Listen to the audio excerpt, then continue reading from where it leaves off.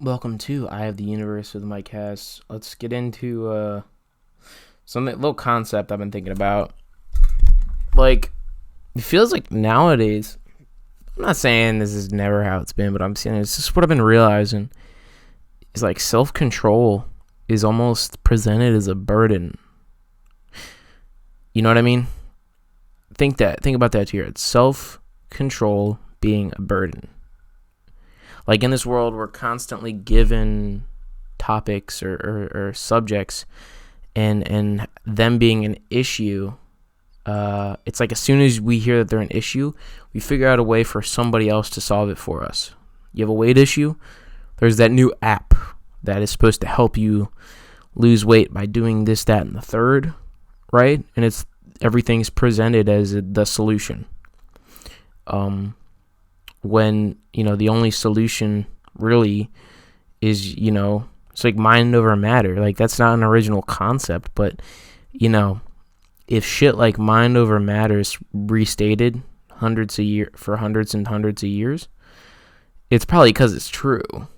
You know what I mean? Like you can't have some app do stuff for you, and it's almost like people want things to do stuff for you. Like for instance, you're having a mental breakdown, you got to go to a therapist, and then your problems will be solved. Or you got to go to a mental institution and your problems will be solved. Like a majority of the people, and I know a lot of people that have been in mental institutions, but a majority of the people that go to mental institutions, they end up going back. It's just like, you really think one institution's gonna like solve everything for you after one thing? Well, yes, it certainly helps, but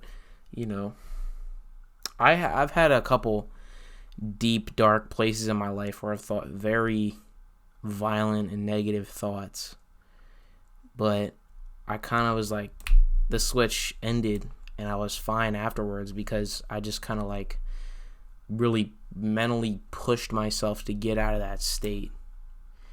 And I think my work ethic comes from that state of mind when I was so negative about everything and I was like having schizophrenic thoughts about like my environment because I would look at too many like violent videos about like satanic murders and conspiracy theories, and I ended up trying to go to church one time because like I just thought it would help me, but it really didn't. I just kind of sat and started writing shit down creatively, and that was what helped me get out of that horrible spot, this weird schizophrenic period of time, probably about 4 to 5 months of like pure schizophrenic episodes.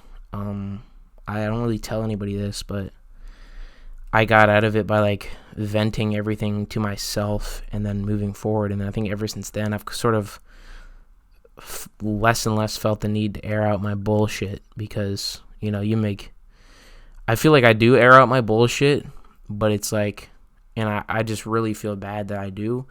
I still do it, but I try not to. And it's only with like really close friends and stuff. So at least I know how to limit myself with who I air out my bullshit to.